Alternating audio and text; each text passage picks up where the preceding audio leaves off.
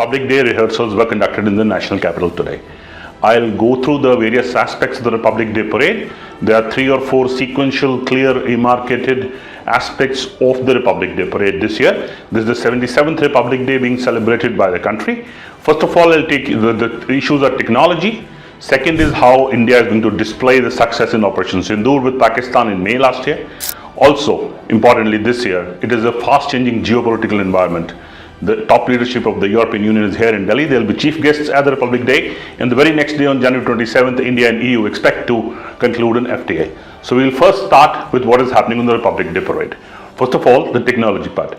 India will be showcasing 2 missiles, one called the Surya Astra, a kind of a rocket which will fire for around 250 kilometers, a range which is unknown for rockets in the Indian arsenal so far. It will mean that in future India can target Pakistani terror camps by the use of these rockets, which will be difficult for them to detect, for the enemy to detect and bring them down.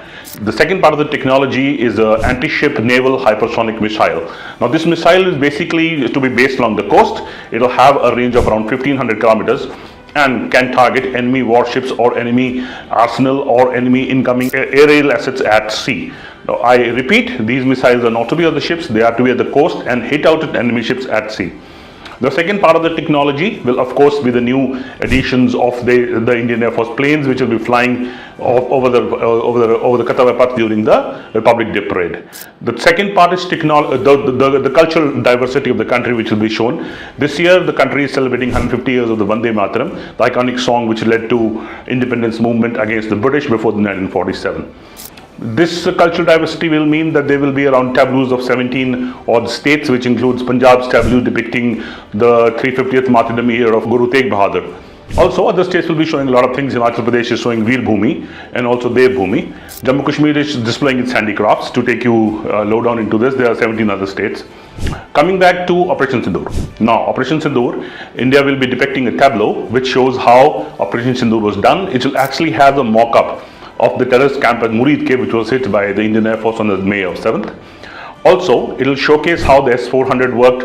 I mean, it will not fire as such, but it will show how the sequence was. First, the reconnaissance went in, then the Indian Army's M777 artillery guns fired precision strikes or precision munitions at these terror camps. Also followed by the Indian Air Force's Rafale and Sukhoi-30, which fired missiles at these terror camps. Also the BrahMos, which was used extensively on May 10th to target 13 Pakistani Indian Air Force bases. Pakistan Air Force bases. This Operation Sindoor Tableau also has a kind of a mock-up showing how this was actually done. Now, this will have an Akash air defense system. I'll remind our listeners that the Akash air defense system is part of the layered air defense system India has and tackles multiple threats across the spectrum. Secondly, what comes in technology is what viewers will like, or the list of viewers who are watching this parade on television in their homes will also like to see. The mock-up display displaying the Muridke terror camp actually shows fire coming out. The fire is all made up, but still it shows how the fire came out and how the terror camps were hit. Coming back to what is the diplomacy part. India and EU both are at the moment not very happy with US President Donald Trump, and they expect to sign a free trade agreement on the 27th of January.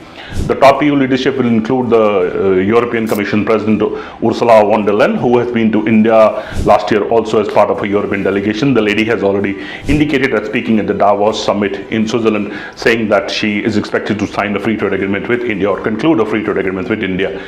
Also, Kaja Kallas, the foreign affairs minister for the European Union, has indicated a strategic and defense tie-up is also going to happen with India. Okay, that may not be much if you look at it in depth, because India already has ties with Spain making the C-295 plane, with France making the Rafale and the Scorpion submarines, and now with Germany in the future making the TKMS submarines. So that may be just a look around what the EU will be doing. The Republic Day parade also has an interesting aspect. There will be around 10,000 special invitees. These are actually 5,000 special invitees with their spouses. They are people from diverse fields: technology, bureaucracy, people who have achieved something in their life, achievers, startup founders, and other people.